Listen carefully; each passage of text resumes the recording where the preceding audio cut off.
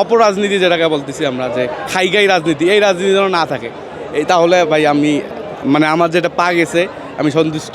নির্বাচনের আগে যদি সংস্কার করা না হয় তাহলে আমাদের যে জুলাই স্পিডটা আছে এটার সাথে এক ধরনের বেইমানি করা হবে। 20 জুলাই আমাদের গুলি লাগছে, আমরা তখনই মৃত্যুবরণ করছি, এখন আমাদের মৃত্যুর আর কোনো পরোয়া করি না। জামাত নির্বাচন চাক বা বিএনপি নির্বাচন চাক, আগে দেশ সংস্কার হবে, আওয়ামী লীগের বিচার হবে, এরপরে নির্বাচন হবে। এর আগে কোনো নির্বাচন হবে না বাংলাদেশে। 31 দফা দিয়েছে গত নির্বাচনের আগে, সেই 31 দফায় কিন্তু মুক্তিযোদ্ধাদের নিয়ে কথা আছে, কিন্তু আমাদের 24-এর গণ অভ্যুত্থানে আহত বা নিহতদের নিয়ে কোনো কথা নেই। কেন নেই? শনির একটা যাত্রাবাড়ি এলাকায় 20 জুলাই আন্দোলনে ডান পায়ে গুলিবিদ্ধ হই, আমার হাড় কয়েক টুকরা হয়ে গেছে, এখন আমার পায়ে রড লাগানো, এখন আমার শারীরিক অবস্থা আলহামদুলিল্লাহ আগের চাইতে অনেক ভালো আছে। আমি এখন পাটা অনেক ব্যথা, 24 ঘন্টায় পা ব্যথা করে। ওই ভয়ের জন্য আমরা তো আর আন্দোলন করি নাই, এখন আমরা আর কোনো ভয় পাই না।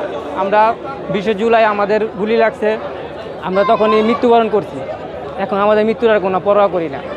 আমাদের চাওয়া তাদের বিচার করুক, তাদের গ্রেপ্তার করুক, যারা হুমকি দামকি দেয় তাদের গ্রেপ্তার করুক, আইনের আওতায় আনা হোক, পরিপূর্ণ সুষ্ঠু বিচার হোক, দেশের সংস্কার হোক, তারপরে দেশের নতুন নির্বাচন দেওয়া হোক, এটা আমাদের দাবি। কারণ আমি আমার পেশায় ফিরে যেতে পারতেছি না, আমার 24 ঘন্টা আমার পায়ে ব্যথা করে, আমি পা ভাঁজ করতে পারি না।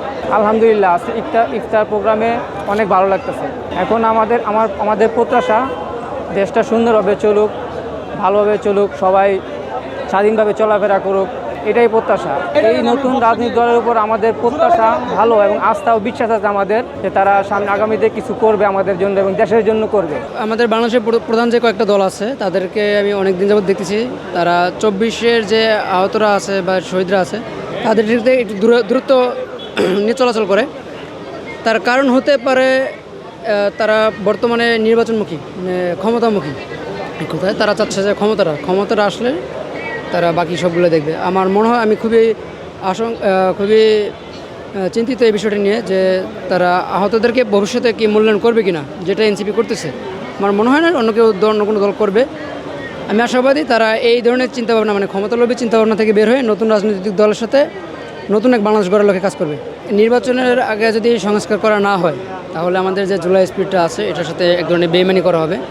কারণ আমরা কিন্তু এত হাজার হাজার ভাই শহীদ হয়েছে বা আহত হয়েছে, তার কারণ কিন্তু একটাই, যে আমাদের সুন্দর একটা রাষ্ট্র চাই, নতুন একটা সুন্দর সাংবিধানিক রাষ্ট্র চাই আমরা। বর্তমানে যে সাংবিধানিক রাষ্ট্রটা আছে সেটাতে বিভিন্ন ধরনের অনেক ফাঁক রয়ে গেছে আইনি, যেগুলোর মাধ্যম দিয়ে বিভিন্ন রাজনৈতিক দলেরা অপকর্ম করে যাচ্ছে। তো ভবিষ্যতের জন্য এই ধরনের কোনো কার্যক্রম তারা পরিচালনা করতে না পারে, এই যে যেমন 24-এর যে গণহত্যা শেখ হাসিনা চালাইছে, তো এরকমের জন্য পরবর্তীতে অন্য কেউ চালাতে না পারে, সেজন্য আমরা মনে করি অবশ্যই সংস্কারটা দরকার। আর যে কোনো রাষ্ট্র সুন্দর করে সাজাতে গেলে আগে তার কাঠামোটা দরকার, কাঠামো মানে সংস্কার। তো আগে সেটা সংস্কার করুক, তারপর নির্বাচনে যাক। কারণ আগে সংস্কার না করে যদি নির্বাচন দেয় তাহলে সেক্ষেত্রে দেখা যাবে নির্বাচন যে অধিদপ্তর আছে তাদেরও অনেক গাফিলতি থাকতে পারে, তারা বিগত দিন বিভিন্ন কারণে দুর্বল ছিল, সেই দুর্বল পয়েন্টগুলো কিন্তু এখনও রয়ে যাবে। সোনার একটা বাংলা চলুক, যেখানে কোনো দুর্নীতি থাকবে না, পরিবেশ দূষণ থাকবে না, মানে যেটা অপরাজনীতি যেটাকে বলতেছি আমরা, যে খাইগাই রাজনীতি, এই রাজনীতি যেন না থাকে, এই তাহলে ভাই আমি মানে আমার যেটা পা গেছে আমি সন্তুষ্ট। আসলে রাজনৈতিক দুর্বলতা সেটা সবসময় আইন শৃঙ্খলা, আমাদের যে বাহিনী আছে ওটা আমরা কেউ তাদের হেল্প করতেছি না। আমরা যদি আইন শৃঙ্খলা বাহিনীকে হেল্প করতাম তাহলে এইরকম পরিস্থিতি হইতো না। যেমন রাস্তাঘাটে ছিনতাই চলতেছে, এই যে ধর্ষণ চলতেছে, কোনো মানে যেখানে সব কিছু প্রুফ, তারপরেও যে 6 মাস আমরা ওয়েট করতে হবে। মানে আইন শৃঙ্খলা জিনিসগুলো যে আপডেট হয় তাহলে আমি মনে করি দেশের যে বর্তমান যে অস্থির অবস্থাটা এটা একটা ঠিকঠাক হবে আর কি। গত 15-16 বছর যে ফ্যাসিস্ট সরকার ছিল, আমি যেটা মনে করি যে তাদেরকে পুনর্বাসনের একটা প্রক্রিয়া, সেই প্রক্রিয়ার ভিতরে যারা তাদেরকে সমর্থন করে তারাই বেসিক্যালি নির্বাচন চায়, এবং তাদের সঙ্গেই আমরা যারা জুলাই আন্দোলনে আহত বা নিহত আছি তাদের সঙ্গে একটা ডিস্টেন্স এই কারণে তৈরি হয়েছে। আচ্ছা, এটা যদি তারা ওইখান থেকে বের হয়ে এসে আমাদের কথা চিন্তা করে, বা সার্বিকভাবে আমরা তো আন্দোলন করেছিলাম শুধু আমাদের জন্য না, 18 কোটি মানুষের মুক্তির জন্য, গণতান্ত্রিক অধিকারটা ফিরিয়ে দেওয়ার জন্য, আমাদের মানবাধিকার ফিরিয়ে পাওয়ার জন্য। তো এই সমস্ত সার্বিক দিকগুলো বিবেচনা করে অন্যান্য সমস্ত রাজনৈতিক দল যদি আমাদের কথা বিবেচনা করে, আমাদের কথা মাথায় নিয়ে এগিয়ে আসে, তাহলে মনে হয় ওই বিভেদটা থাকে না। তো আমি যেটা মনে করি সেটা হলো যে আমাদের যে নতুন ছাত্রদের দ্বারা যে নতুন দলটা জাতীয় নাগরিক পার্টি, তাদের মাধ্যমে তারা যে ধরনের ইনিশিয়েটিভ নিচ্ছে আমাদের জন্য বা সবার জন্য, যে ইনিশিয়েটিভগুলো তারা নিচ্ছে, অন্যান্য রাজনৈতিক দল যদি এ ধরনের ইনিশিয়েটিভ নেয় তাহলে সেটা সার্বিকভাবে মঙ্গল হবে আর কি। আমরা দেখেছি 5 আগস্টের পরে নির্বাচন নিয়ে আসলে ছাত্র জনতার একটি প্রশ্ন আছে, সেটি হচ্ছে যে বিচারের আগে কোনো নির্বাচন হবে না। অন্যান্য রাজনৈতিক দলগুলোকে দেখে যে আসলে আওয়ামী লীগের বিচারের ক্ষেত্রে একটা অনীহা বা তারা একটু উদার হওয়ার চেষ্টা করছে। এই যে ছাত্র জনতার সাথে নির্বাচন নিয়ে অন্যান্য রাজনৈতিক দলগুলোর সাথে যে আসলে একটা মতানৈক্যের সৃষ্টি হয়েছে, এই ব্যাপারটাকে আসলে কিভাবে দেখছেন? তাদের সদিচ্ছাটা নেই বা তারা এখন কিভাবে এটা থেকে চিন্তা করতেছে এটা আমি জানি না। আমি উদাহরণ হিসাবে বলতে পারি বিএনপি আমাদের বর্তমানে যে পতিত সরকার ব্যতীত বর্তমানে আমাদের রাজনৈতিক প্রেক্ষাপটে সর্ববৃহৎ দল হলো বিএনপি, বাংলাদেশ জাতীয়তাবাদী দল। তারা 31 দফা দিয়েছে গত নির্বাচনের আগে। সেই 31 দফায় কিন্তু মুক্তিযোদ্ধাদের নিয়ে কথা আছে, কিন্তু আমাদের 24-এর গণ অভ্যুত্থানে আহত বা নিহতদের নিয়ে কোনো কথা নেই। কেন নেই? আমার এটা একটা কোশ্চেন যে কেন নেই? তারা কি 24-কে ধারণ করে না?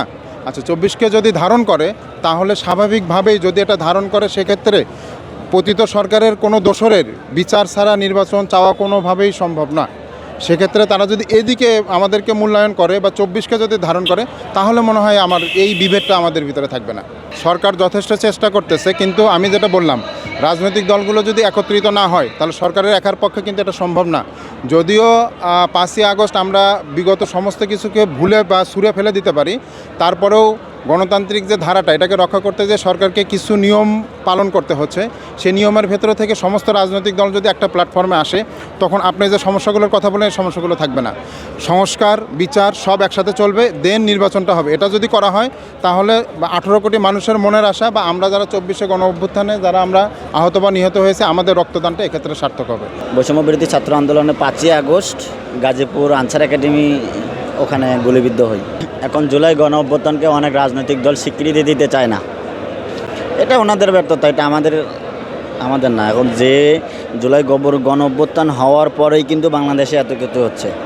যে কোনো একটা রাজনৈতিক দল এখন বাংলাদেশে যে কোনো জায়গায় মিটিং করতে গেলে কোনো পারমিশন লাগে না। বিগত স্বৈরাচার সরকার থাকতে গেলে একটা যে কোনো রাজনৈতিক দলের যদি একটা মিটিং করতে হইতো সরকারের পারমিশন নিতে হইতো, তারপরে আপনার ওখানকার বিভাগীয় কমিশনার পারমিশন নিতে হইতো। এখন কিন্তু আমাদের জুলাই গণ অভ্যুত্থানের পর 5 তারিখের পর থেকে কিন্তু এটা আর লাগে না। এটা আপনারা ভালো জানেন, এটা কিন্তু আর লাগে না। সেসব রাজনৈতিক দল এখন জুলাই গণ অভ্যুত্থান আহত শহীদদের স্বীকৃতি দিতে চায় না।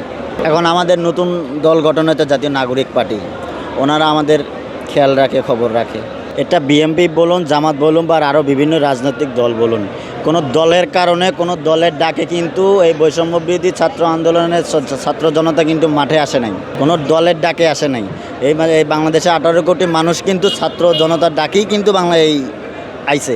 অতএব বিএনপি রাজনীতি চাক, জামাত নির্বাচন চাক বা বিএনপি নির্বাচন চাক, আগে দেশ সংস্কার হবে, আওয়ামী লীগের বিচার হবে, এরপরে নির্বাচন হবে। এর আগে কোনো নির্বাচন হবে না বাংলাদেশে।